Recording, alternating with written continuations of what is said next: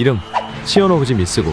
한국 씨름에 이만기가 있었다면 일본의 스모에는 치요노우지 미쓰고가 있다는 말이 있다. 사실 전 세계적인 시각으로 봤을 때 스모의 치요노우지의 영향력과 임팩트는 훨씬 더 어마어마했다. 짧게 설명하자면 철권의 간유와 스트리트 파이터 혼다의 실제 모티브가 된 일본 스모계의 레전드이다. 스모판에서 딱 한 명에게만 주어진다는 스모 최상위 등급인 요코즈나 등급이었으며 스모 리그 중 챔피언스 리그라고 불리우는 최상위 리그인 마쿠우치를 무려 31회나 우승을 했다. 참고로 이 치요노우지 시대 이후에 미국에서 날아와 동양인에서는 절대 나올 수 없는 피지컬로 모든 일본인들을 개박살내며 외국인 최초로 요코즈나를 등극했던 사건의 주인공인 아케보노도 우승 횟수가 11회에서 그쳤다는 것을 보면 치요노우지의 커리어는 과히 엄청난 것이다. 치요노우지는 그야말로 괴물이었다. 많은 사람들이 스모라는 스포츠에 대해 깊이 있게 알지도 못하면서 수박겉 핥기식으로 그냥 처먹기만 한 찰진돼지들, 뚱땡이들이라고 장난스럽게 표현하며 그들에 대해 흔히들 아주 가볍게 입을 놀리곤 하는데 실상도 반전 없이 그냥 거의 쌉뚱땡이들 밖에 없다. 하지만 치요노우지는 이들과 완전히 달랐다.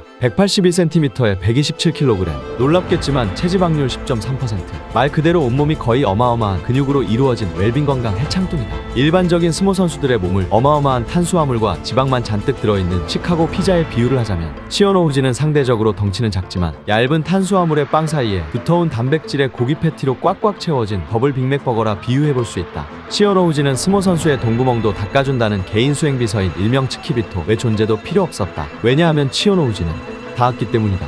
그가 처음부터 탁월한 힘을 갖고 있었던 것은 아니다. 그의 스모 입문 초반 몸무게는 70kg밖에 되지 않았고 어깨가 틈만 나면 빠져버리는 습관성 탈구라는 약점이 있었다. 하지만 그는 그것을 이겨내려 혼자 매일매일을 푸시업, 덤벨 프레스 등의 웨이트 트레이닝과 자신이 직접 고안한 훈련들을 하며 근육량을 늘려나갔다. 그 결과 그는 체지방 10.3인 상태를 유지하며 127kg을 만들고야 만다. 몸이 거의 근육으로 이루어졌기 때문에 다른 일반적인 스모 선수들처럼 절대 우둔하지 않았다. 근육도 근육이지만 그는 스모 선수이기 이전에 육상 선수로 활동했을 정도로 순발력이 대단했고 그 순발력과 그가 단련한 힘의 조합에서 나오는 폭발력은 그야말로 엄청났다. 그는 스스로를 괴물로 만들며 성장하였고 그렇게 스모판에서 모든 강자들을 제껴버리며 미친듯이 치고 올라가기 시작했다. 그의 이런 파격적인 모습은 모두를 놀라게 하며 주목을 받았는데 치요노우지의 첫 우승 장면은 그 당시 우리나라보다 인구가 3배 가까이 많던 일본에서 순간 최고 시청률 무려 65%로 스모 사상 역대 1위의 시청률을 기록했다. 그가 역사상 지금까지의 스모판에서 그 누구보다 인기가 많았던 것은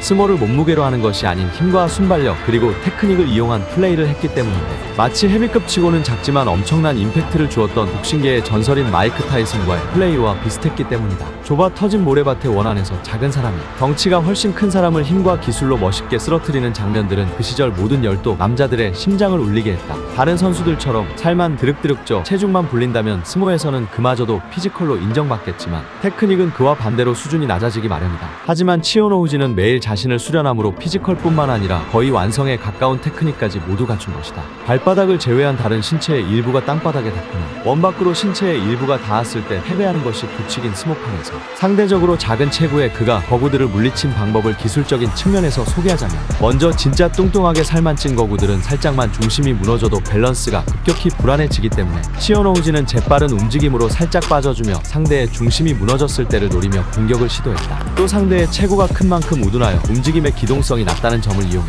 상대방과 엉켰을 때 재빠르게 상대의 등 뒤로 포지션 이동을 한 뒤 그대로 원 밖으로 밀어버렸다. 체중이 무거우면서도 초반 공격이 매서운 선수가 시작하자마자 덤프트럭처럼 그에게 그냥 스트레이트로 돌진하려 하면 상대의 무게 중심이 무겁게 앞으로 쏠려있고 기동성이 낮다는 점을 이용해 재빠른 움직임으로 피한 뒤 목덜미를 잡고 상대의 힘을 역이용하여 그대로 내리깔아버렸다. 그는 마치 성난 황소를 제압하는 투우사 같았다. 275kg으로 그 당시까지 가장 무거운 스모 선수로 알려진 고니시키와의 경기는 그야말로 충격적이었다. 사람들은 고니시키가 이번만큼은 다른 피지컬의 상대라며 치요노우지가 깔려 죽는 것이 아니냐라고 의심했지만 치요노우지는 자신보다 몸무게가 2배 이상이 훨씬 넘는 고니시키를 그냥 장난감 가지고 놀듯 괴롭혀버렸다. 고니시키는 그냥 쓰레기 무단 투기처럼 버려졌다. 이날 덩치값 못한다고 욕은 욕대로 먹고 자신의 화를 주체하지 못했다. 괴력을 가진 그의 앞에서 흠직한 거구의 선수가 아닌 200kg 이하의 선수가 맞선다면 그것은 그야말로 답도 없었다. 마치 헤라클레스를 연상케 하는 치요노우지는 상대를 마치 지게차처럼 들어올려서 그냥 원밖으로 옮겨버렸다. 상대방은 방금 잡은 가물치처럼 속수무책으로 파닥거렸다. 또한 그는 씨름 기술인 배지기를 적극 활용했다. 체구가 작지만 뚱뚱하니 다리 한 짝만 들어올린다면 상대의 중심은 쉽게 무너지기 마련이었고 그대로 옆으로 업어쳐버렸다. 가끔씩 중심을 잘 잡는 상대 선수들에게는 좌우 어느 한쪽으로 배지기를 할 것처럼 페이크를 주어 상대의 중심을 분산시킨 후 그대로 그냥 원 밖으로 밀어내버렸다. 가끔씩 막판에 원의 끄트머리에 발을 걸치며 버티는 놈들이 있는데 이럴 때는 마치 스쿼트를 하듯 자신의 하체 근력을 사용하여 힘껏 아주 강력하게 차버리며 폭발적인 순간임으로 밀어버렸다. 또 상대가 유리한 몸무게로 스트레이트로 밀면서 돌진할 때가 있는데 한참 밀리다가 원의 끄트머리에 발을 걸치며 고정시키고 그것을 축으로 상대방의 힘을 역이용하여 카운터로 들배지기를 꽂아버리는데 그것이 그만이 할 수 있는 최고 난이도의 기술이었다. 이러한 테크닉 모두가 다른 선수들처럼 먹방을 찍어서 쌓아온 피지컬이 아닌 근력 운동과 여러 수련을 통해서 쌓아온 피지컬로만 할 수 있는 그만의 기술들이었던 것이다. 하지만 이렇게 승승장구하며 무려 1045승을 기록했던 그도 세월이라는 것을 무시할 수 없었다. 어깨 탈골의 부상은 점점 더 심해졌고 더 이상 무거운 상대들과 맞서지 못할 정도로 기량이 다운되어 버렸다. 항상 강해 보이기만 했던 그의 은퇴 발언은 정말 모든 남자들을 울렸다. 나름 아름다운 은퇴식이었지만 그 뒤 안타깝게도 췌장암이라는 불운이 찾아오게 되면서 61세의 나이에 사망을 하게 되었고 역대 가장 임팩트 있었던 전설적인 스모의 레전드로 남았다.